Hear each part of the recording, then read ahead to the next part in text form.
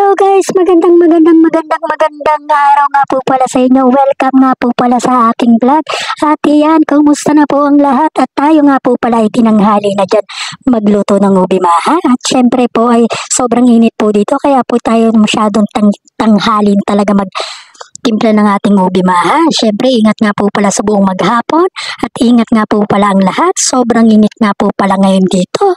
Sobrang doble-doble ang init nga po pala dito. Kaya mag-ingat po kayo at uminom ng maraming tubig ngayong araw na ito.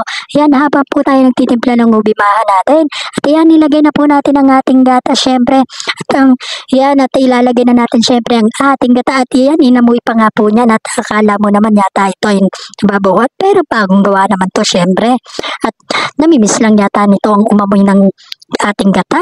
Ayan na nga po at malapit na nating maubos ang ating gata. At ayan, last one na nga po ang ilalagay nating gata. At para po tayo ay dire-diretso na halo-halo niyan. At ayan nga po, minekos-mekos nga sabi nga ni Insan. Mekos-mekos na yan. Ano raw? Ay, nako, ngayong buhay na to. Ano ba yan? At ang daming pautsyots. At iyan na nga po, nakasalang na nga po at sinalang na nga po natin ang ubi maha natin habang tayo po ay naghahalo.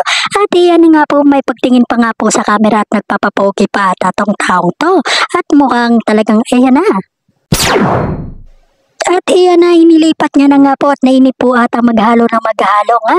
At sabi nga niya ni Insan, mekos mo na yan. At iyan, may umextra pa nga po sa ating camera, syempre. At may sinasabi nga po ata to sa atin. At iyan na nga po, paspasan siya at mukhang matang may pupuntahan tong taong to. Ayan na. At iyan na nga po, nainip na nga po ata to at inilipat na naman. At mukhang nga talaga tong may pupuntahan tong taong to at nagmamadali. At kitang-kita mo naman po sa pagtatakal niya, halos nagmamadali po. Ay, nako, ano ba naman tong taong to? Ano raw? Ay, buhay nitong taong to. Ayan na nga po, papaspasan nga po siya magtakal, syempre. At marami pong salamat sa pagsubaybay sa aking kwentong ito. At ingat nga po pala kayo. At maraming pong salamat sa lahat ng nanonood ng aking kwentong ito. At marami pong salamat. Ingat po kayo. God bless po sa inyo. See you!